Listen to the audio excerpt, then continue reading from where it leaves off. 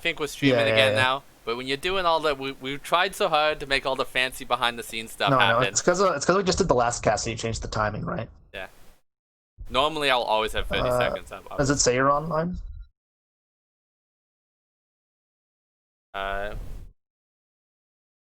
Yeah. I think it's just the 30-second delay as the hit in, right? That's why it's not online yet.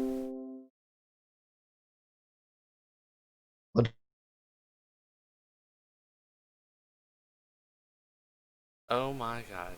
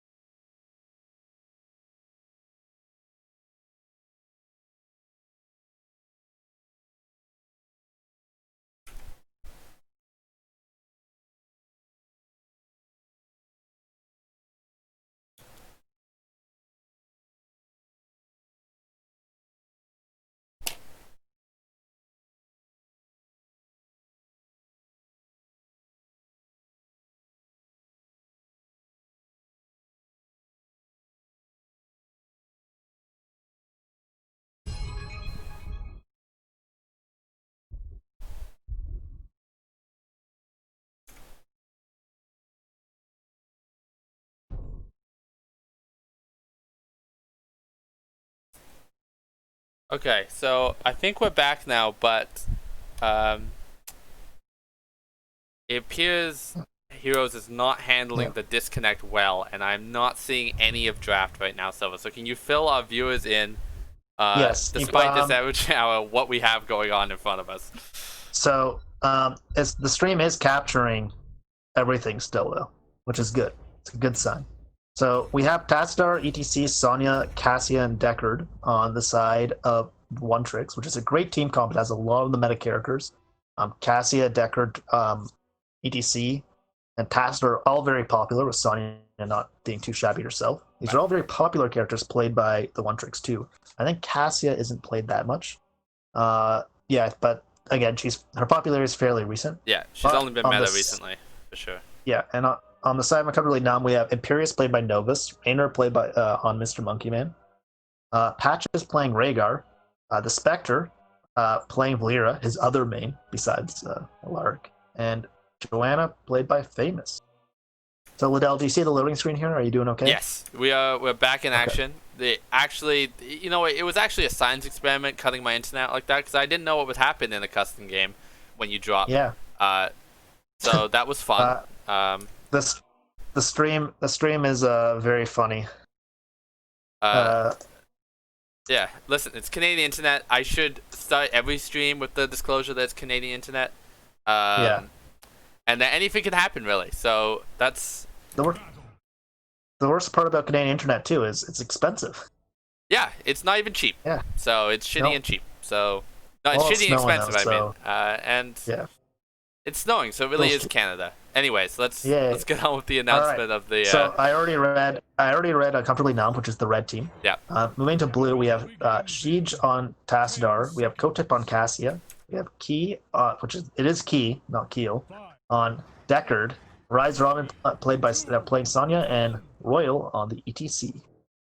So Liddell, I think based on team comps low, I have to give it to the One Tricks at the moment, the blue team. I think it's easier to execute. That's for sure. Mm-hmm. I don't want to fall into caster norms here and just go for the easier to execute team, but it is much easier to execute. I worry about the wave clear a lot on Uncomfortably Numb, for sure. Although they do have, Although Rhaegar is not too shabby at Uncomfortably Numb, as we see Valeera trying to go for early dive, the wall coming out and blocking the Imperious jump. That's a great wall by Siege. We do see Sonya's playing off top. I assume we should see Imp going up too, yes. We do see a small engagement by Famous, just poking them and slowing down the rotation bot lane. I do like the. How do you think about the Deckard for the Bloodlust counter, though? As ETC dives onto the Valera, once again taking a lot of damage. The Deckard root comes out and misses as the Spectre just sort of walks away. He does turn around to re-engage onto the ETC, doing a lot of damage. He's getting very low. Cassia body blocking him as he goes down, but so does the Spectre. That's a 1-for-1 trade, but that is their front line gone. Wow, yeah, that was maybe a bit too much aggression coming out from Uncomfortably Numb this early into the game. I was also looking at talents while that was happening, and it's important to note Reyna did not go Exterminator, so his wave clear is not. I thought that maybe we're gonna see Reyna go more of a macro build to allow for the camp clear and wave clear aspects of this map, but they didn't. So now I think Uncomfortably Numb's wave clear is really weak going into this game. We do see Valir maybe doing gank. Nope, sorry, I'm following her.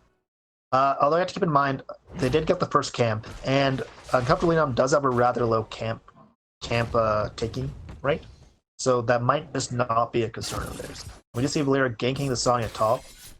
Sonya taking a lot of heavy damage. The Imp stun comes in. She's going to try and spin to win, but she spins and dies. That's a really good gank, and you know what? If Uncomfortably Numb can get consistent ganks and win team fights, they don't need any macro, right? The macro will take care of itself. Although, speaking of macro, they got bottom camp too, so maybe we're wrong. You know, if you have 3 people, like a Rhaegar and a Raynor can take a camp very fast. They deny the one-tricks camp themselves. Yeah, I guess I should also give credit to Joanna for having more wave clear than the average main tank as well. And same with Rhaegar on healer. Yeah. We do see the top shrine spawning in 30 seconds top, as the one-trick's trying to take their camp for the first time. But I think Uncomfortably Numb knows what's happening as Famous starts positioning for the aggression. It's going to be a tough engage. Yeah. It is a 44. The Deckard root comes down and misses.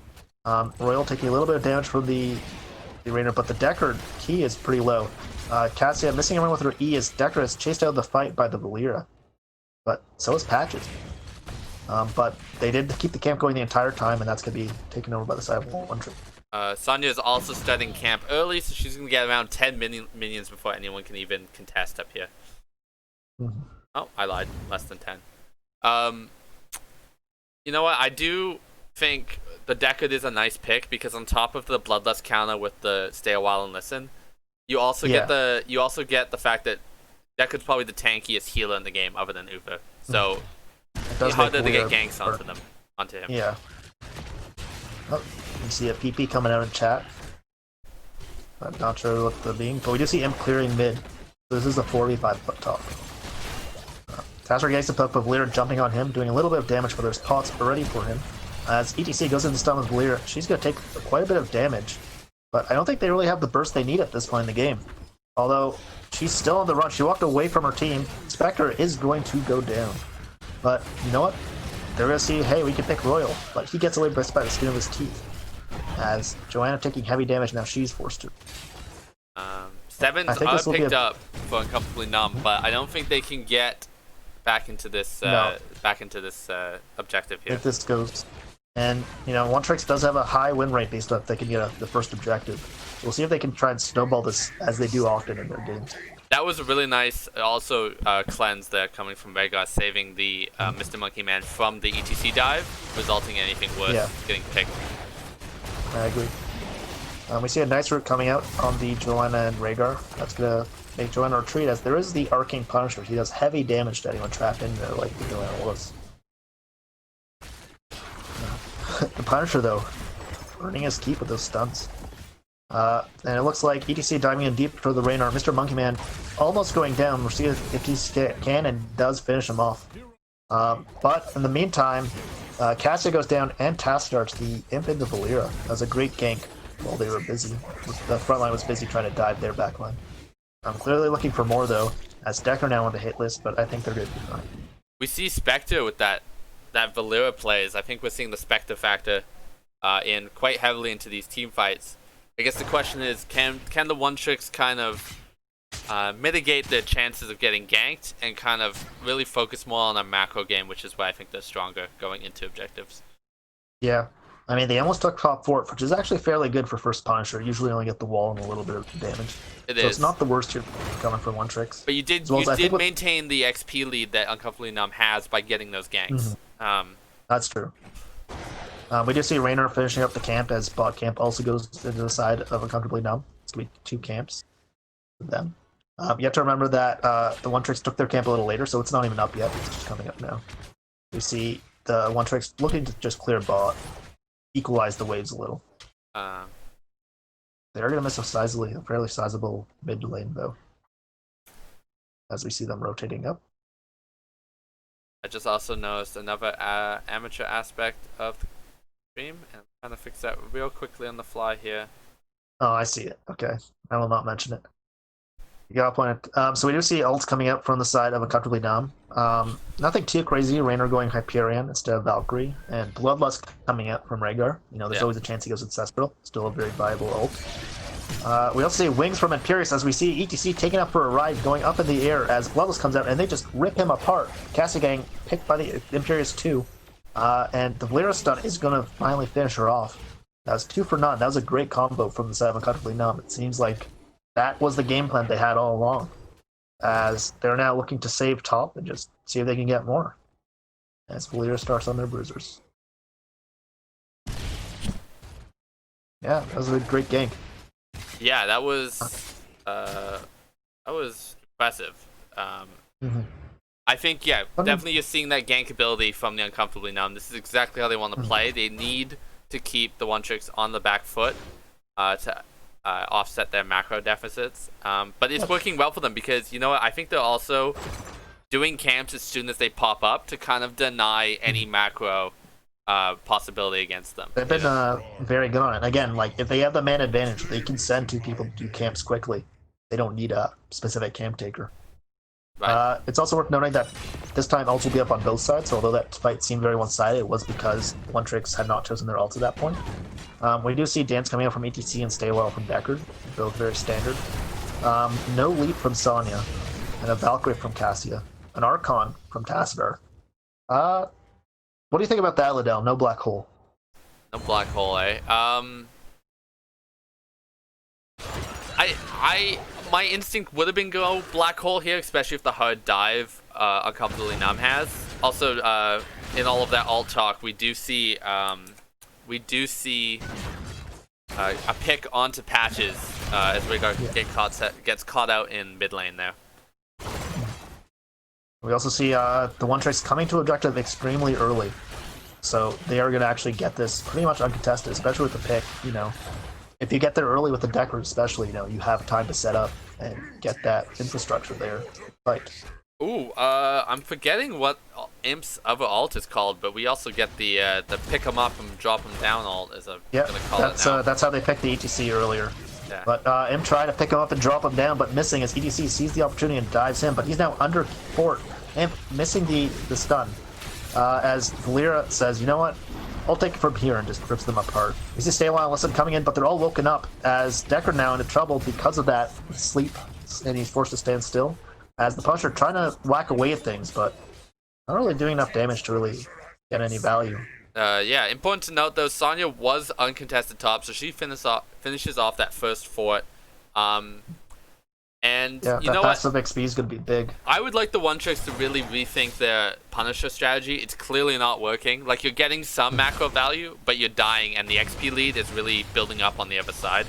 So they may need to think outside the box the next time a Punisher. I really think they keep on trying to dive while Punisher is taking the fort power, and they just don't have enough damage, or there's too much counter engage from Uncomfortably Numb to really use that. We see Valeera silencing the ETC as she jumps on him, but I think she's just trying to save Famous as the whole team sort of disengages.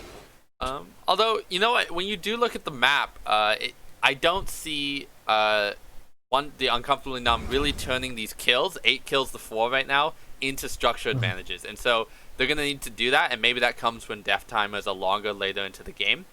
But that is still an important factor, that the structure advantage is still very much in the One Trick's favor at this point in the game. It's also important to note that a lot of these kills has come from objective, as we see that Dance hitting 3 of them, followed by Staywell and Listen. That's going to stun the Imp, but everyone's woken up now as Valeera had her invulnerable. Imp's going to pick up Cassia, take her away, and she's going to fall down to Raynor. Bloodlust coming out just to try and see if they can pick anyone else off, as Rise Robin and Royal getting fairly low. Rise Robin is going to go down there. Had to wait to make sure. as we see Raynor doing Hyperion just to get a little extra structure damage, as he said they were lacking there, Liddell. It's going to take another wall.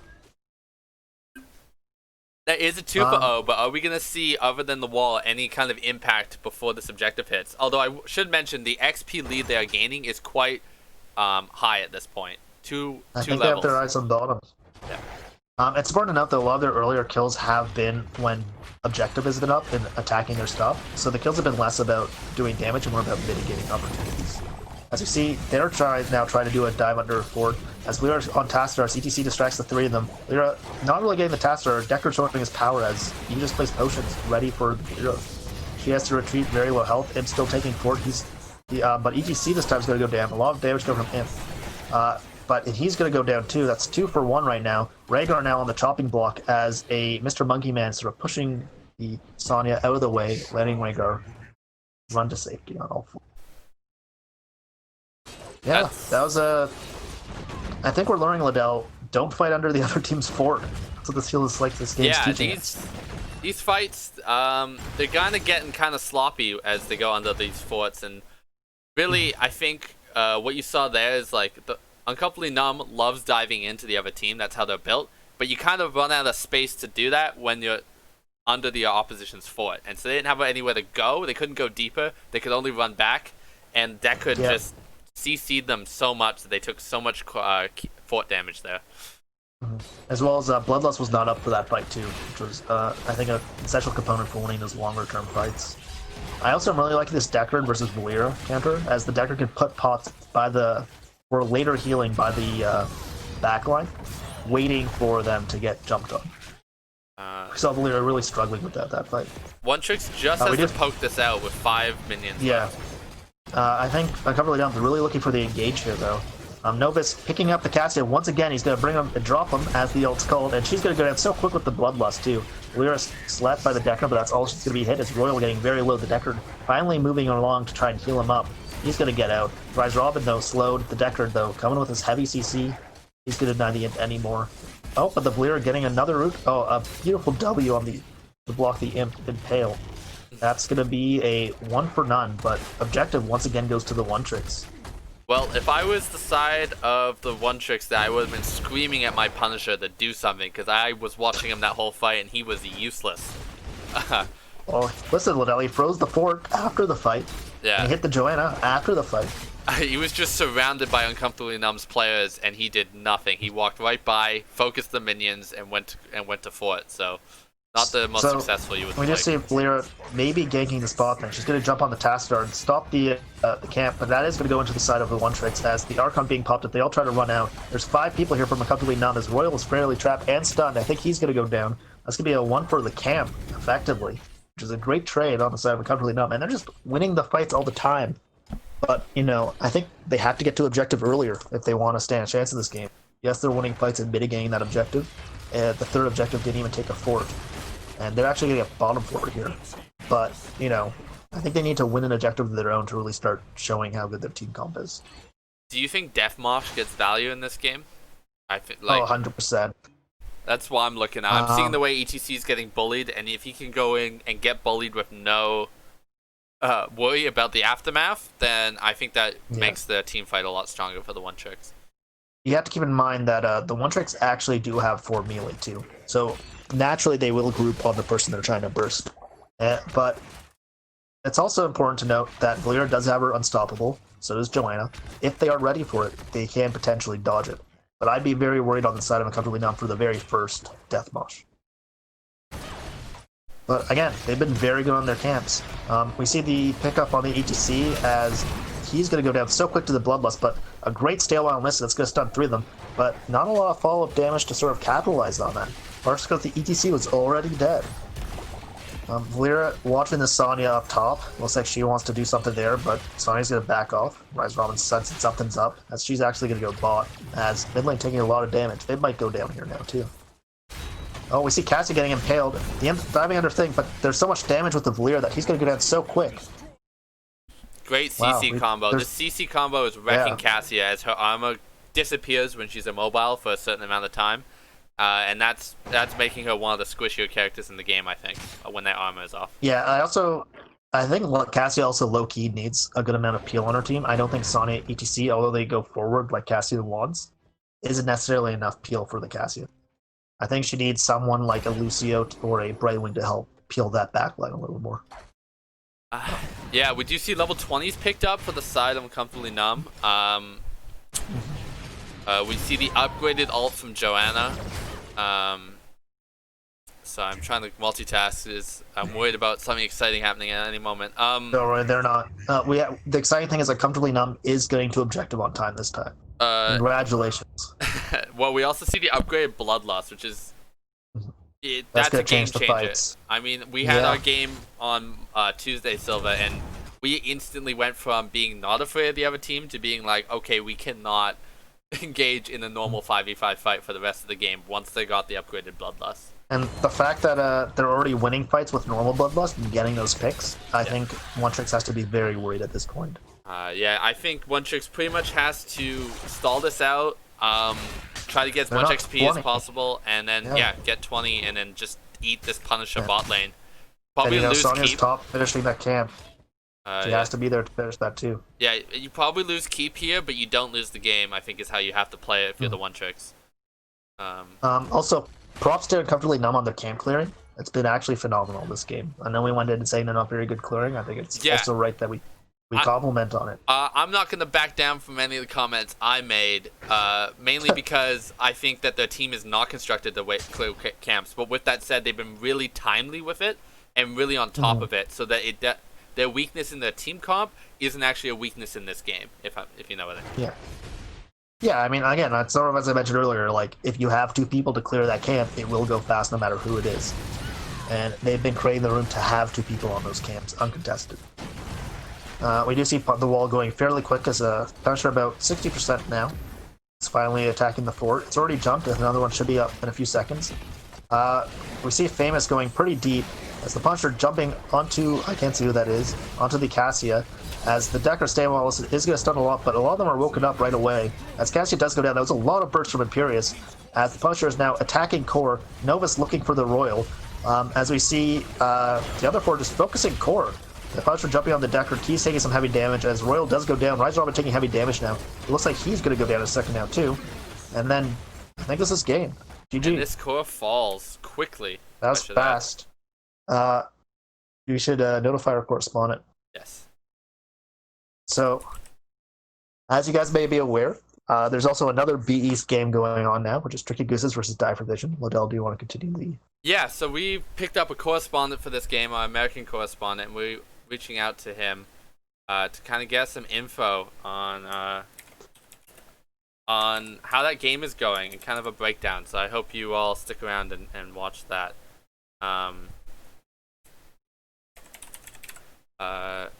Updating that here as we see the score screen over on the side of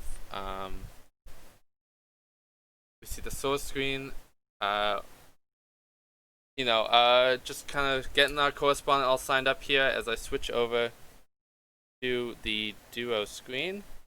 Oh no, not the fellow reporter. Currently we have him. Yeah, we have him up there. I don't know right now if he knows he's up there. Yep, I'm here. All right,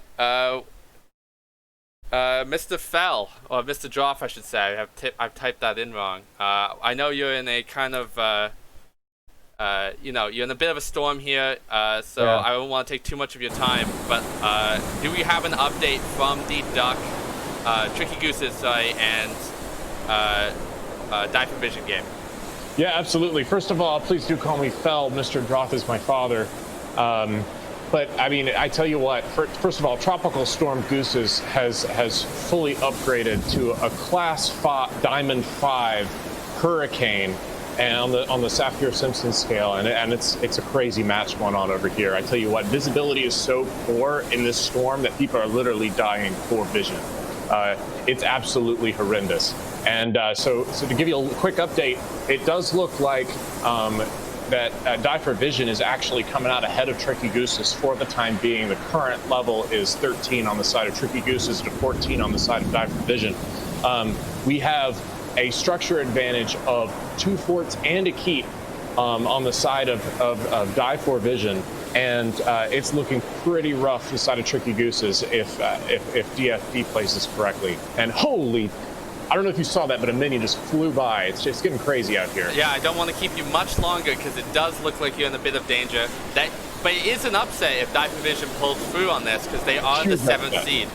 Yeah, absolutely, absolutely. Now, this is the first game of the series, and we'll see where it goes to. But Tricky Gooses has a little bit of an unusual draft with a main tank Uther, pairing it with a white main healer and an off-lane Leoric. So DFB went a little bit more traditional and got a lot of meta picks, so you got to wonder if that's Tricky Gooses at this point. So we'll see. I mean, visibility may be clearing up for the side of DFB as they aren't dying as nearly as much for the Vision as Tricky Gooses wants them to. So we'll see what happens next. Well, I don't want to make this stream too political, but you know, there's been a lot of talk of memes in NGS lately. Would you describe Tricky Goose's team as a meme comp? You know what? I hesitate to use the word meme.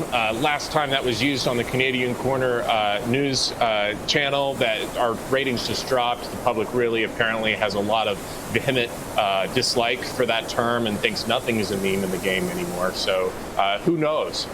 Is it memey to go no tank but main tank Uther? It's not currently meta anymore, but has it shifted all the way to meme? Who can say? Now currently DFB is displaying no memes whatsoever, so they see that very clearly. Well, I thank you. I'm not going to take up much more time. We might get another update if this series goes to Game 3 over here at Uncomfortably Numb versus the One Trick. So thank you for your time, and we'll see if you're still alive at the next intermission. Thank you so much. I'll be here. All right. Are we back? We're a little back. The tropical storm followed me a little bit over in my house, so I just had to pause that. We are not quite back yet, as I'm going to go to the draft breakdown as I update some of the stuff on the back end. I need to update some stuff, so why don't you just go over some of the things you think went right for Uncomfortably Numb, and some of the things that went wrong for the One Tricks as I update some of this information here. I mean, I think it was very clear what went wrong for the One Tricks. Like, they just really did not have enough of an answer for the engage comp that Uncomfortably Numb was providing. Like, we sort of talked about not choosing Black Hole instead of going Archon for that extra damage, when I think they really need that Black Hole for that disengage. I think the Valera really threw them off, as it gave Uncomfortably Numb both the burst and the stuns that they needed to kill off any target they so wanted. With the Imperious grab and drop, as the ult is so commonly called, it allowed them to separate the team too. So, a very hard team to play against. I'm not faulting Uncomfortably Numb for sort of struggling with the picks there. I think they had to very much play for the counter engage, which is very hard to do when you don't have the right team comp for it. And with the Sonya especially, Sonya only wants to go in. She's not there for the peels. And again, Deckard's more of a reactive healer, I would say, than a proactive healer. So that was he's not a reactive healer, he's more of a proactive healer. So not knowing where Uncomfortably Numb would come and who would they pick, I think is a big detriment on the One Trick side in that draft. We saw a real weakness there, I think, in the Deckard pick as well. So but really good drafting on Uncomfortably Numb. We were commenting how they didn't really pick any of the meta and they let all through, and they were clearly comfortable with that. I think Spectre's really showing also, not really with the damage and the stats, as we noticed, his hero's profile and his stats of the Storm are fairly average, but just what he allows Uncomfortably Numb to do with those off picks, with those stuns and CCs coming in right at the right time, the damage being placed at the right area, just allowing Uncomfortably Numb to do whatever it wants.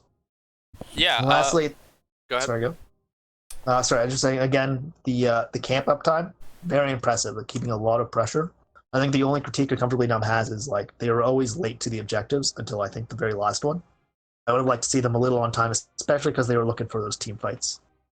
Yeah, maybe being late there was the extra time it took to clear out waves or camps as they needed to with the lack of wave clear.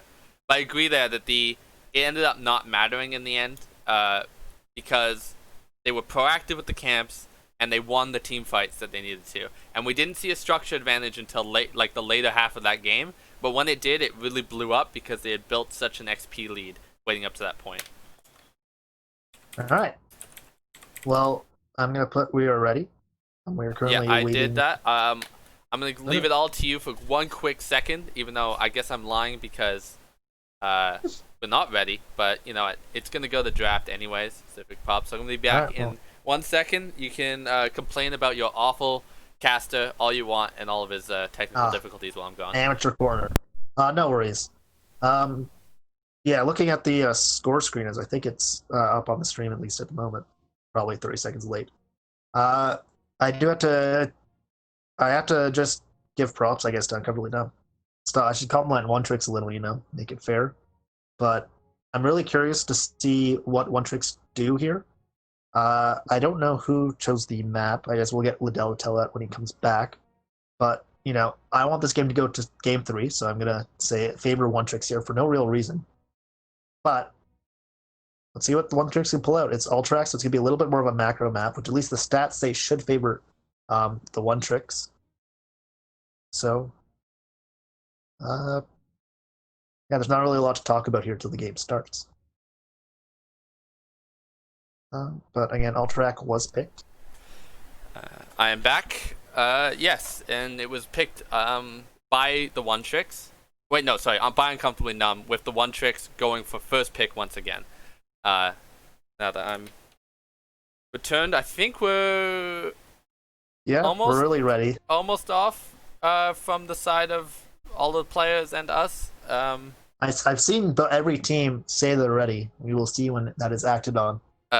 Key is starting it up now. So There's just complaints of family members not valuing HOTS as much as the players, the monsters. I'm gonna switch to gameplay. Nope. Draft in a second. There we go. It's always a little delayed. Luckily, I actually have all the logos set up this time, so in case all of those who are illiterate and can't read, you now have the nice pictures showing you which team is which.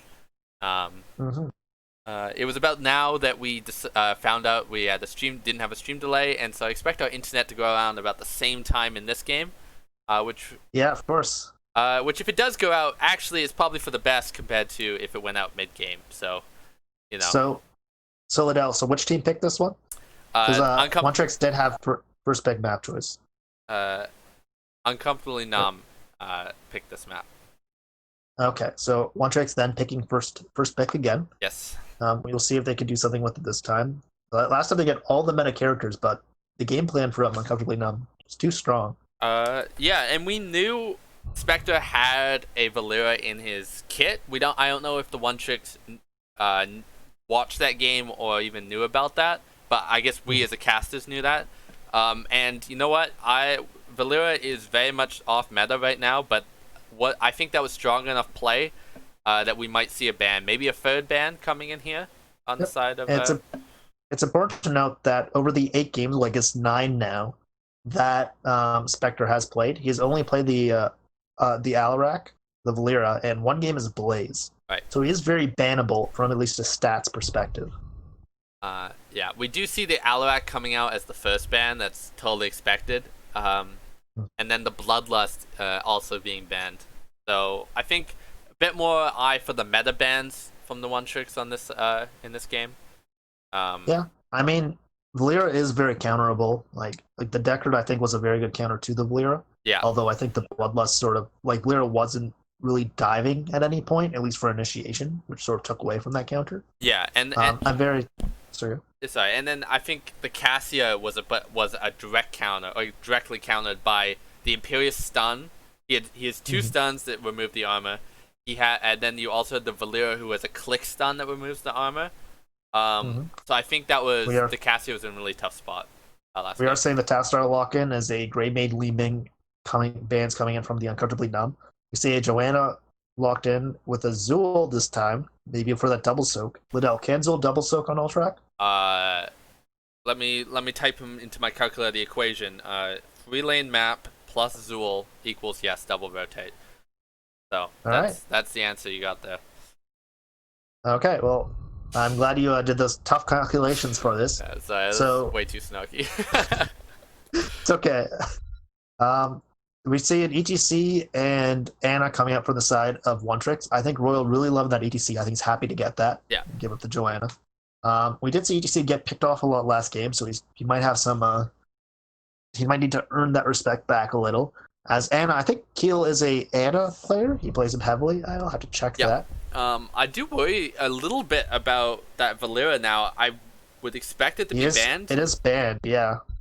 Or it can be banned here. Valera into Anna is not a matchup I want to see. Or Tassadar. Both are really squishy targets on that backline. Unless they're like also planning to bring in that offlane Uther. I think they will have trouble peeling that Valera. Very interested to see who they pick.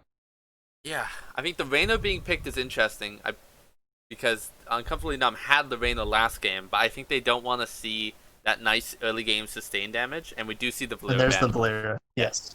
So I'm very curious to see who Spectre rotates to, as Blaze would not be very good, and he needs to pick a third hero. This is what's scary, though, about Spectre having a low hero or low games in the regular season, in that we really don't know what other picks he can go for, and he goes for the Cassia, which might be salt in the wound. A little bit of salt being thrown over, stealing the Cassia. We can. Yes. We blew up your Cassia every team fight last game. I'm gonna pick Cassia this game. Although it's important to note that they are going double AA with the Zool, so that's a lot of auto attacks. Must be really missing the Rhaegar at this point. I'm interested to see if any blinds come out from the side of One Tricks. I think Artanis would be viable. Yeah, we're on the same headspace there. But instead they go for Yrel, a very popular pick for the side of One Tricks. Again, they typically have a smaller hero pool, so Yrel coming out is not a surprise. Same with the Vala, although I think the Vala has a little less games played. I'm going to check that out right now. Actually, Vala has not been played.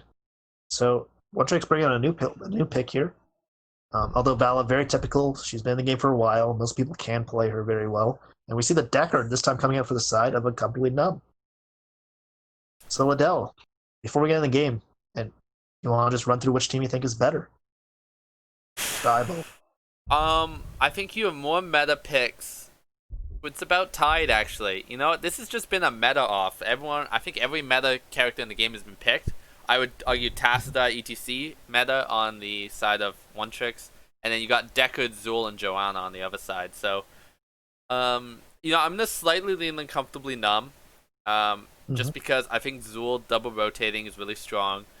I think Deckard's really good on this map, especially because it's one point. You're fighting on one spot for a very long period of time, which is Deckard's kind of ideal healing scenario. But at the same time, you know what? I think the One Tricks would be really weak to dive, and they didn't pick up a ton of dive on the side of Uncomfortably Numb. So I was actually going to say the same thing. It's also important to know that both front lines are very mobile. They're not very Sid and wacky, as the Imperius would have been, or the Joanna, or a lot of the other tanks. So the Zool, I think, is going to have a hard time trying to get those multiple W swipes. Yeah. Is Yrel and ETC going to be beside each other? Probably not. Yeah, and that back line is so far back there that, Yeah. It's well, maybe not the Vala, but yeah. I think Lunara is the only chance they have for dive. And, I don't think with how mobile that front line is and how scary that back line is, that she'll be able to pick that Anna. Or really anyone. So quickly going over the players in this game, we got Patches on the Deckard, we got Famous on the Joanna, we got Novus on the Zool, we kick Naz on the Lunara, and the Spectre, or THC Spectre, I should say, on the Cassia. On the side of the One Tricks, we have Royal on the ETC, Kotip on the Vala, Siege on the Tassadar, Key on the Anna, and Rise Robin on the Yrel. Yes, and we do see a Spectre getting walled off just a little bit there. Nothing really happening from that, but just the normal post coming in mid. It's important to note that Cassia went the level 1 auto attack thing, not the Q build. I don't think anything else strange happening. Tassadar is going Q build. Vala didn't go quest. Yeah. Yes. Although I think the Vala quest thing is only popular on our team. I think Valas do end up going that hot pursuit talent. Yeah. I just love a good quest. I can't resist myself. We do see a Remy 2 mid with the root coming up from Zool. He's taking a lot of damage, but his Q is still up. He's just going to walk on out of there. Anna starting the camp actually a little early. Sort of probably expecting the Val to come, but the EC was getting caught a little. Another gank going on top as Zool just running and showing how he can really double soak and punish the One Tricks for not having a 2-lane rotator character. I've actually seen this before on Uncomfortably Numb, I believe, and they actually pair the Joanna and the Zul together, and they double rotate together. And I think it works really well because the Joanna protects the Zul and clumps the minions with her Condemn, and allows Zul to kind of really get those quick wave clears. Although we see Joanna splitting off and going bot, so maybe it was only a temporary thing. Because you have to keep in mind, with both of them being together, that is 2 characters double rotating, so you're not getting the ultimate value of 1 character in 2 lanes. We see Camp taken quite early by the One Tricks, as only now Uncomfortably Numb capping theirs, so that's going to get there a little later. Well, that's probably actually in the favor of Uncomfortably Numb. But that will not be up for depending on how the camp timers play into first objective, I would agree with you that the later cap is the advantage. But if it happens to be One Tricks is able to do their camp and Uncomfortably Numb doesn't have time to do it, then that might be a factor. Yes, it's also important to note if Uncomfortably Numb can stall One Tricks getting up here, they will have the camp pushing in mid lane. They're actually coming down to help clear that, so there will be 4 members to test their staying bot. This is a 4v4 here, although I don't think anything will really happen. I could be wrong. Uncomfortably Numb is shown to be a very aggressive team. As Famous just getting a little whacked as the camps go down. So Liddell, the bot lane, Tastar versus Lunara. Who wins that matchup? That's a skill matchup, I believe. I think whoever has more skill wins that. I think it's a tie. Okay. And so, I think it's important to note also, both teams, we do see the One Tricks taking their typical, like, team comp, as we mentioned earlier.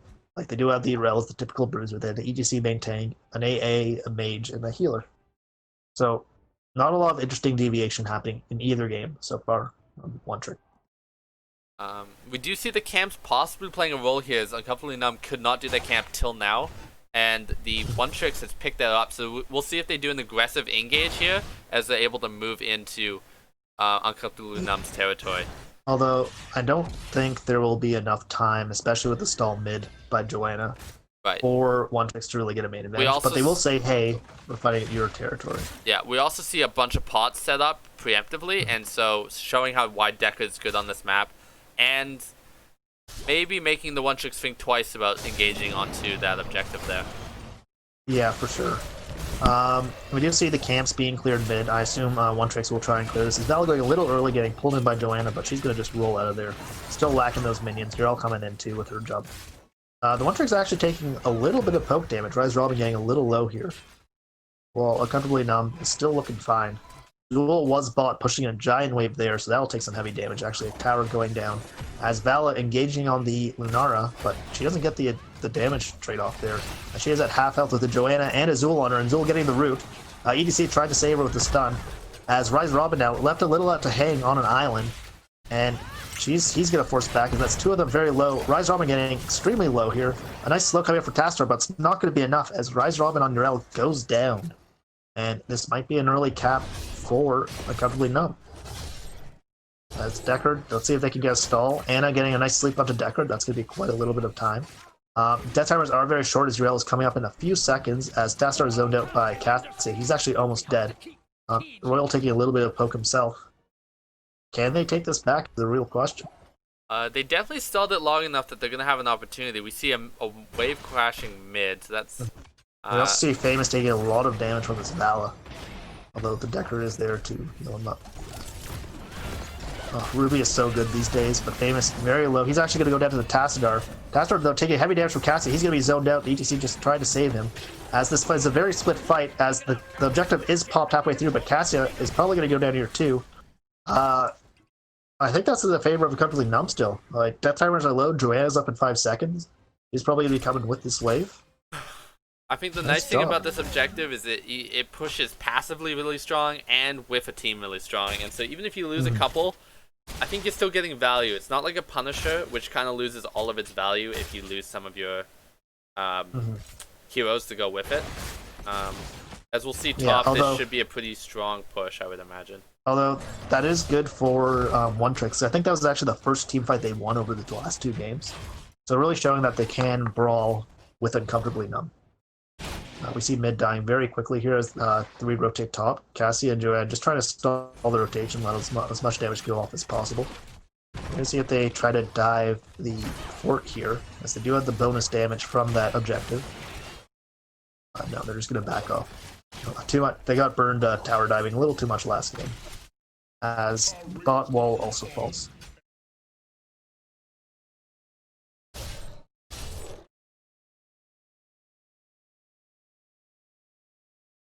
Yeah. Liddell, you here? Yeah, sorry. I was just looking at some stuff. No. We do have 10s pop, so we should be able to go over the alts right now. Looking them over quickly. Not a lot of surprise. We do see Lord NATO actually coming out of Decade instead of Stay a While and Listen. Oh, really? I really think Uncomfortably Numb really are good at pick comps. So that might be for that reason. Just trying to get that one pick, separate the team. Maybe they're worried about ETC Mosh, but I guess Stay a While Listen also interrupts that too, so maybe Right, not. but there's a lower cooldown. You can throw it out there and be less worried about it not getting value because I think it comes up quite quickly. We do see an Eye of Horus for mana, so no nano.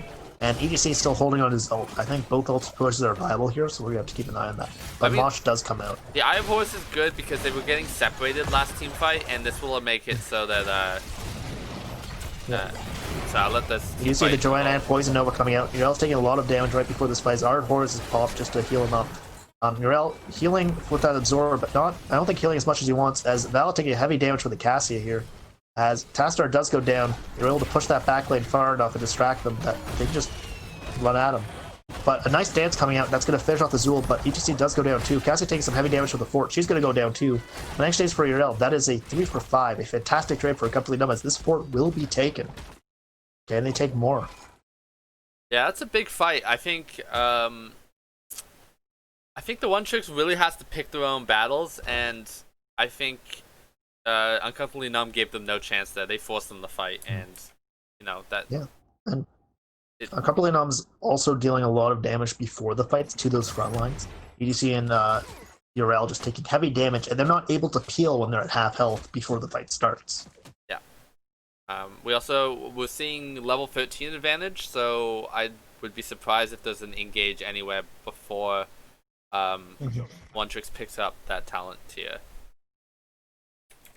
Yeah. It's also important to note that, Uncomfortably Numb being extremely aggressive here. And I think they were showing that in both games. Right. So I'm sort of wishing that One Tricks picked a little more peel.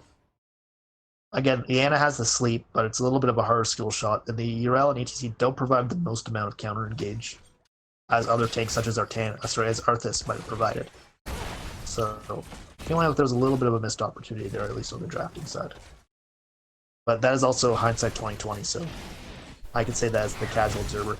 You see Decker getting jumped in, he's getting blown up as Cassiel tries to save him, but ETC now taking some heavy damage but have to retreat.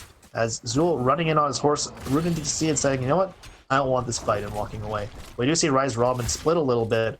He is going to probably jump. Oh, no, he jumps back as Zool's already used his root. Cassia Urel blowing her absorb just to throw them off. As that was a 1 for none, and there is no healer now for the side of Uncomfortably Numb. And they are very aggressive still as Cassia getting picked, taking heavy damage, but her immunity is not going to be enough to save her, although she almost gets the Vala. Dance being interrupted by the Joanna stun. That was a very good stun, but I don't think that dance was fully reset. No, it's on a 5-second cooldown, and Joanna's ult is now gone. We do see objective starting to be caught.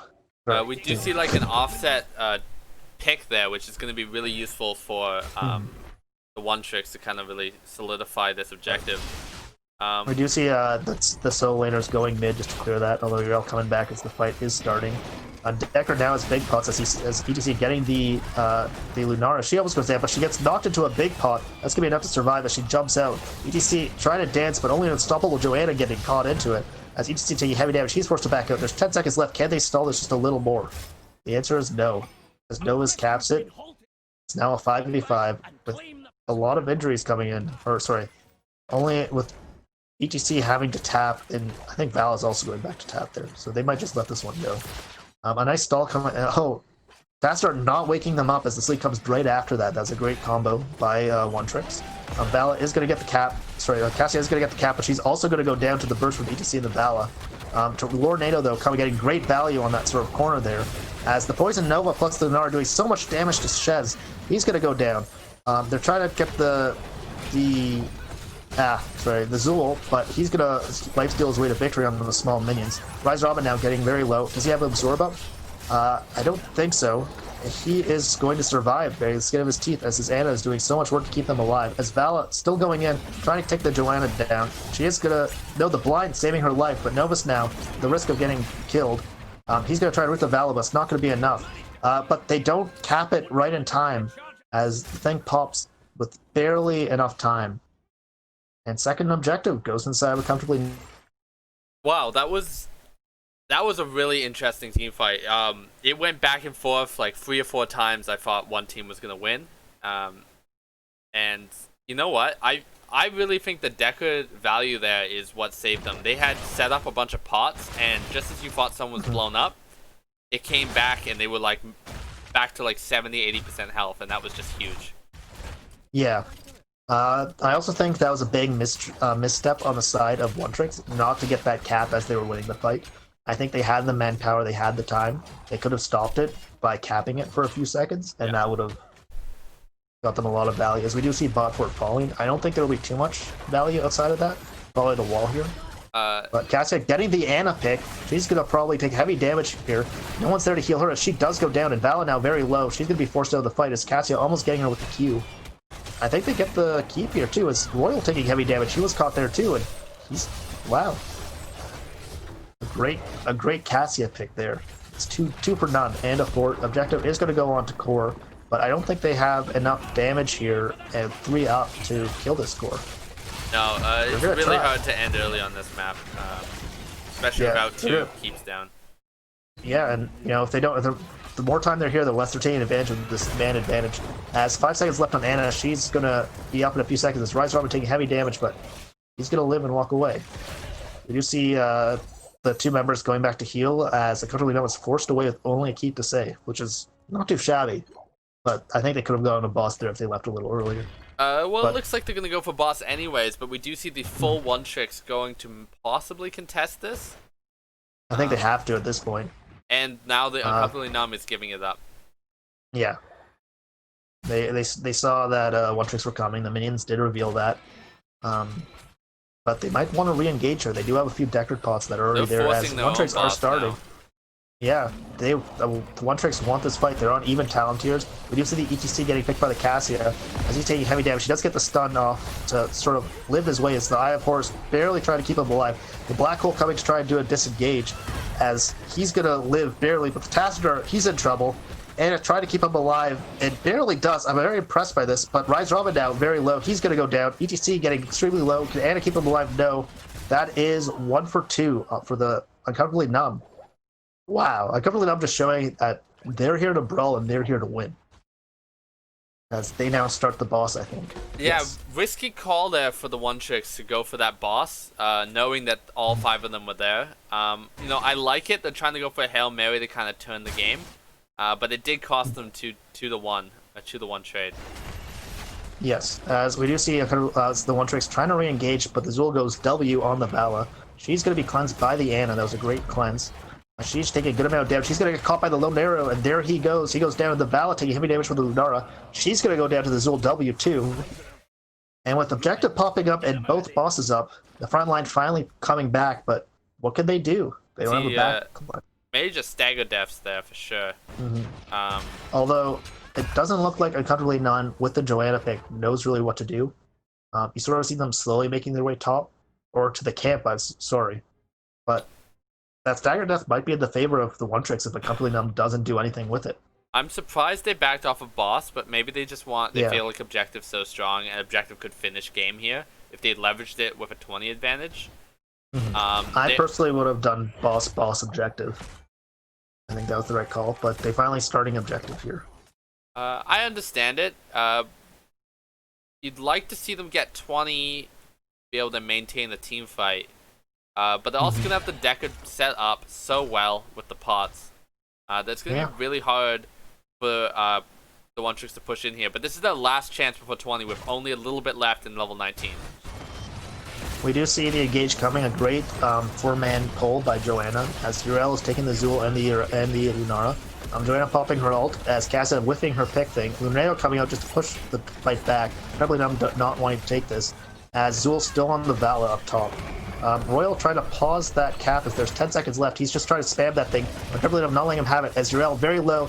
She's going to go down, but no, Vala goes down first as Uriel sort of walks out with a sliver of his health, as Zul finally going down. Anna and I think Siege, this might be game, Liddell. This is going to be a 5-for-1. 5 for 1. Lanes are already pushed with objective coming down. I think this might camp be is game. mid. Wow. Spectre really showing his win rate here.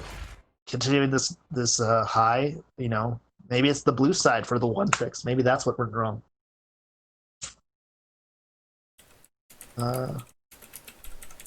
Before we go, yeah. Do you have any comments about the game?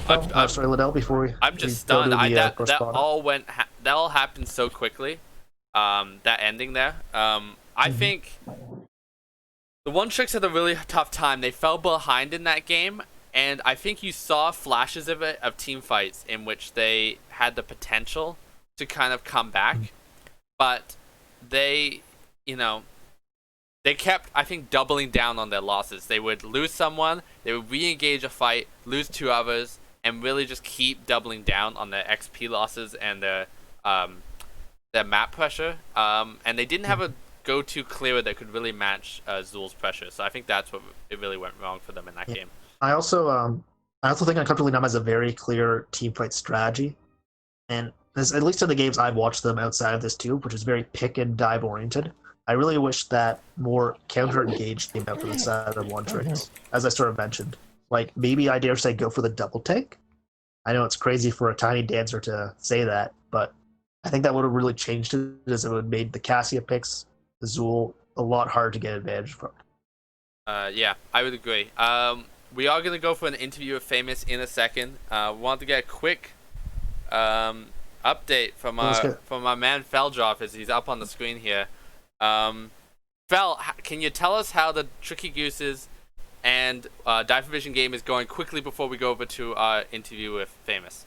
Oh man, yeah, it's getting. I'll do it real quick because I really want to get out of this hurricane. It's getting rough. Right. I mean, it's looking like this is going to go to a 3-game series. Dive Vision ended up beating Tricky Gooses in the first match, so that's a 7 seed beating the 2nd seed. Crazy.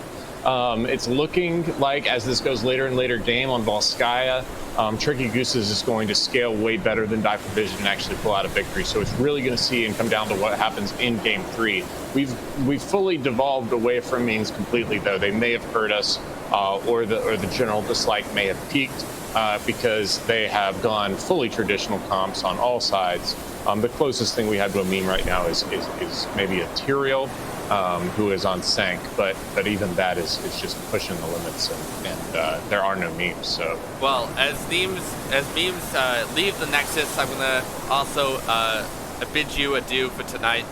Thank you, Fel, for joining us, and hopefully we'll have you as a correspondent another time in some maybe better weather. My pleasure, and I look forward to it. Dang these stupid hot climate adjustment patches. They're really messing me up on when I'm in the field. So yeah, this is rough. It's definitely rough out there. Thanks for joining us. See you next time, Fel. Thank you all. Appreciate it. All right, so now we're going to go for a interview, correct? Yes, an interview with Famous, Captain of Uncomfortably Numb. I believe he should be over in the NGS. Yes, well, why don't we join a lobby and he'll join us then? Yeah, that sounds good. So yeah, maybe if I actually could bring up the stats screen one more time before we get into our interview here. We go to gameplay. Okay. Yeah, so... You want to go over some stats while I reach out to Famous here, Silver? Sure. I think it's very important to notice, just at least because we talk about Spectre so much, that he did get the most damage in the game, although he didn't beat Kicknaz by too much. I think Kicknaz is actually... Was Kicknaz here last game? That might be new. He might. Oh, They might. Uncomfortably Numb might have pulled a fast one on us. Yes, he replaced Mr. Monkey Mans. Didn't catch Okay. that. Yes, Uncomfortably Numb, a bigger roster, oftentimes doing swapping out. So congrats to Kicknaz. That's a great Lunara play. Yeah, I mean, we're not saying anything too crazy. I think the most interesting part is that Yrel actually has almost as much siege damage as Zool does this game, which is a little surprising to me as Yrel has a little bit harder time double soaking than Zool. Zool just getting so much value. Although I think he spent a little more time in the team fight this game than usual, as he has almost double the hero damage there. Yeah, we also are joined by Famous here. Okay. Hey guys. Hey. So congratulations on your win. Awesome. Yeah, thank you. It was a really exciting series. It was constant fighting, that's for sure. There was never a dull moment. How do you like going into game one? I think I railed against your team a little bit on the front that you didn't have a lot of wave clear and camp clear, which is a huge part of Infernal Shrines. But as we saw in the game, that never really hurt you. So kind of explain maybe what your thinking was going into draft, and like what your real goal was going in with that team comp. That was a 100% get to 10 and then win the video game, because Imperius is all they have, like basically no counterplay to, because we just stun out whoever he grabs, and we have enough burst to kill them. And then like the Johanna can kind of make up for the wave clear stuff. It depends if they're needed in the team fighting, right? If you can sneak away, you can get away with a little bit of that wave clear, but it's tricky for sure. So it's more like a bunker down till level 10 and then kind of win. Yeah, that's how it went. So I guess you were thinking the right thing going in there. And so I was curious: is the Imperius Valera combo a tried and tested thing? As we saw, like I love it. Hours ago, but yeah, yeah, because we saw a great follow-up stun by Valera oftentimes on the bring up and down alt on Imperius. We don't know the name of it, so that's what we got the name. it. We just started calling it the bring up and down alt, but sounds good to me. Yeah. Yeah. So, like, is that like a? Do you often go with that alt on Imperius? Oftentimes, we see the shield alt being the more popular one. Like, I think it's a recent thing that Novus and Spectre have been messing around with, and they said like we did like 2 games before the game today, so we tried it out there, and it seemed really, really strong. We just figured we'd give it a go, game 1. See how it would work in competitive, and it seemed to work out pretty well. Yeah, I'd agree. Is there anything else you want to ask about game 1, Liddell? No, I think you guys actually did a really good job of diving. Like, you did lose a couple of the early objectives, but you did do a really good job of getting kills while their Punisher was pushing. So I guess that's more of a comment than a question. But I guess, is that something you like to do on objectives? Do you kind of, when you've lost it, you kind of focus on wiping the team underneath the objective? Or was that just more how your team was constructed in this specific game? Yeah, it's more of a draft situation. Like after a call that we're going to lose the objective, might as well just pull off. See like how we're going to approach the next defensive phase. Either you have to burn the immortal, or is it better for us to push past because we have like a crazy dive composition or whatever. And Imperius Valera is very much get in there and murder them, especially with Bloodlust. So. And just to build off of that, I also noticed that you guys often came late for the early objectives. Like, did you want, like, I guess it's sort of asking a similar question in a different vein, like, was that intentional, like, directly? Or was it like you? Partially. I think we got picked, like, before every objective, if I'm not mistaken, like the beginning. I know you got 1 or 2 picks for sure. Yeah, which kind of threw off the timings and stuff, and I think our Merc timing was a little bit too early, and I think we missed one. It was, I don't know, just kind of more sloppy than anything else. I mean, you guys won the resulting fights, so maybe it was a good benefit. Yeah, it was really exciting. Going into this series, the One Tricks was literally the only team I did not want to play in the playoffs. So we were excited that we dominated the Tricky Gooses because it was going to give us the 4th seed, which meant that we wouldn't have to play the One Tricks as 6-3. And then Jailbait dominated Tiny Dancers, which pushed them to 2nd place and moved everyone else down, and I was really annoyed. I mean, I think Jailbait was also complaining that they didn't want to fight Roomba, and then Roomba lost to Bugin or something like that. Some upset happened there. Yeah. and they got mad too. So clearly, a lot of teams angry about these placement positioning. You're not alone. Yeah, the One Tricks I think are like a fantastic team. They're really scary. I feel like they didn't get to play to their strength today. Typically, like we've met them a few times in different seasons, and then in the ladder, they play like a really nasty burst composition, which is what I was really scared of. But they went for more sustained stuff. So. They might have gotten distracted by the meta picks with the Tastar and stuff like that. Yeah. Yeah. So that kind of goes into my next question for game 2, because game 2 is the draft of the meta picks. So none of the bans seem to really be on many of the characters, because I think the One Tricks would kind of target banning Spectre a little bit, and then the Bloodlust. And so you kind of saw all the meta picks get through, and I would say probably the top 5 of the top 6 characters in the game right now got into that second game on Alterac. So were you okay with that? Were you okay trading out meta picks with the One Tricks? But with the One Tricks, because that's kind of how the draft happened. Or were you just more kind of taking it one step at a time with your picks? No, that was kind of the plan all along, approaching the ban phase, because we figured they'd take first pick either way because they were the higher seed. So our strategy was to remove Greymane, which they're super reliant on, and the Li Ming one series we played the last time against them, basically. So we were just limiting things that we are more concerned of that they play, I think, really well, and then leaving. I think the top 3. I wouldn't go so far with the top 5 necessarily. I think Johanna is by far the best tank in the game. I think Zool is by far the best melee in the game, and I think Tassadar is probably the best assassin in the game. So if we give them one, we get the other 2. If they don't ban any, and then we could, trade out or whatever if they did. So I actually really like that too, because the One Tricks don't especially have a wide hero pool. They're very much play the same characters. Yeah. But building up the bans, we did see the strategy of the Spectre ban with the Valera and Alaric bans. Were you guys worried about that, or were you like, oh, we have Cassia here still? Yeah, I mean, Spectre has a whole bunch of weird heroes that are really strong. People don't really know how to play against. Alarak and Valera are probably the most prevalent of the two, or at least most people's minds. So I had every suspicion that Alarak was not going to be allowed in this series.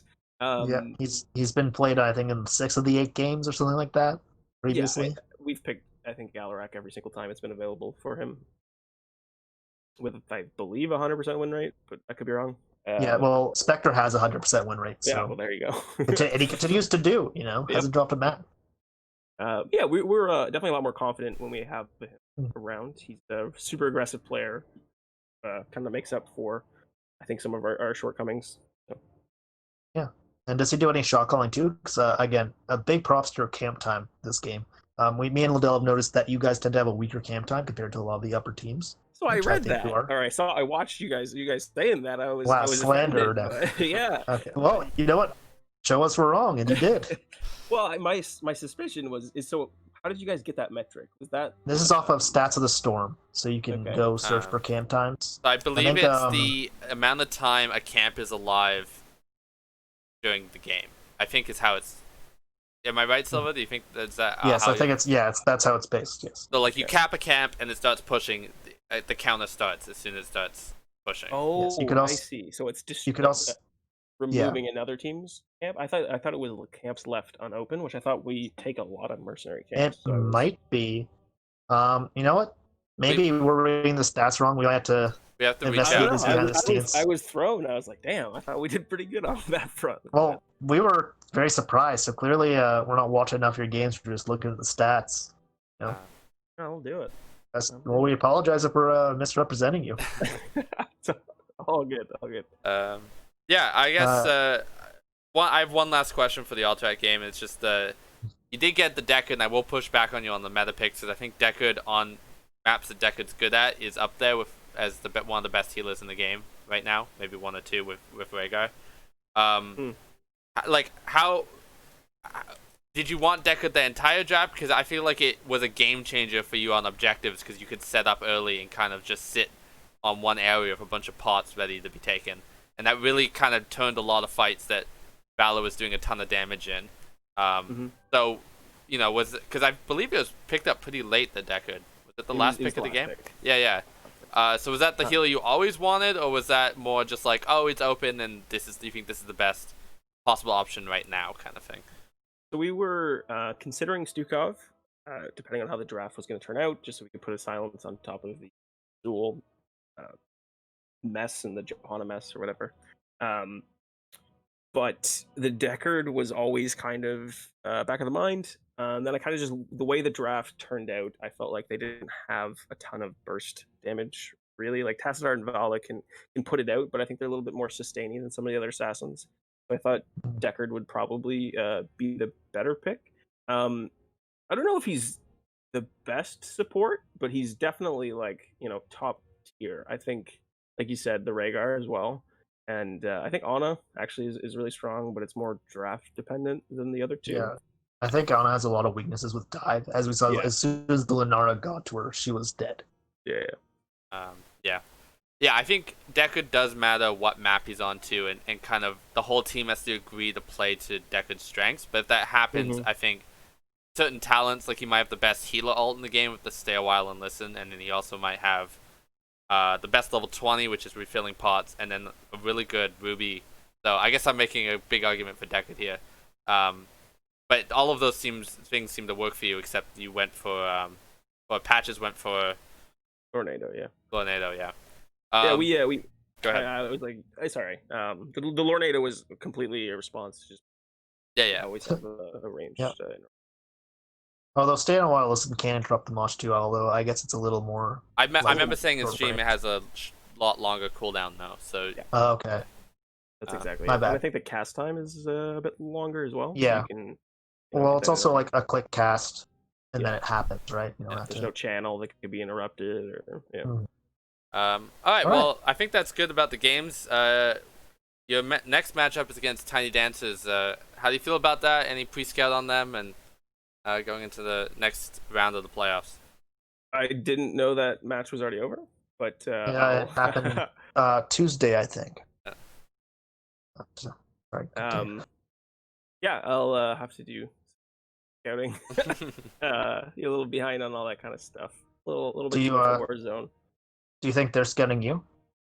Oh, probably. Are they? Are you guys not? Yeah. Yeah. We're just we're just messing with you a little bit there. Yeah. Okay. Yeah. I was like, I'm playing it off. And I was like, pretty sure. Yeah. Yeah. I don't know. I haven't actually watched too many of your guys' games, because you were the more dominant team in the league, and we played you guys pretty early, I think. I think we placed you mid-season. I don't think it was... I will check that currently while you talk. Yeah. But yeah, I don't actually know a ton about what you guys play. I mean, I see you guys in ladder and stuff every once in a while, but yeah, well, we'll do some scouting. We did do a playoff preview in which we did scout ourselves, so if you want to use that information, there you go, right there. Nice. All right, well, we actually faced you later in the season. We faced you at the fourth last week. Proving me wrong on live TV. Well, I'll let you go now. I'm looking forward to our matchup next week, and I did choose you winning this game in my playoff preview, and I think I have you guys going to the finals. So, I hope I can prove myself wrong next week. And also, I think I also chose you to win here too. So, although I think Nexus Edge chose you guys to lose, so really sticking it to the man, Yeah, nice. All right, down with Bird Herder. For sure. Right. Yeah, well, shout out to you guys. Appreciate the cast. I'm sure it was excellent. I look forward to watching it. Shout out to Key and the One Tricks. Like I said, you guys were the team that scared the shit out of me going into the playoffs, so I'm really glad it turned out the way it did. And usually I do shout outs to Click Esports, which is a PC cafe in Ottawa. If anyone's ever in town, it's a great place, nice people. I'm actually going to Ottawa next week. So I don't think it's open because of COVID. Oh, but wow! Way to tease. Yeah. What are you doing in Ottawa? Unless that's I live there. I'm just really? returning. Yeah, I'm in Toronto now, but I'm Nice. returning to Ottawa as this COVID thing ends a little in Canada. Right on. All of Uncomfortably Numb are Ottawa. Well, I'm glad I'm glad you're here at Canadian Corner celebrating that. Happy Canada Day. Damn right. All right, well, yeah. take care, guys. Yeah, thanks for the interview, and well, I'm not gonna wish you good luck next week, but we'll see you next week.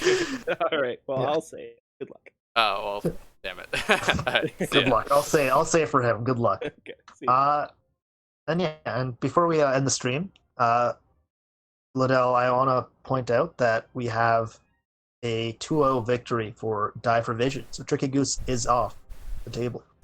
Wow. What an upset. Although, I'm gonna pat myself on the shoulder a little bit. It was in my playoff preview, so Yeah. my playoff bracket. So maybe I am the smartest of us all. So we'll end it on that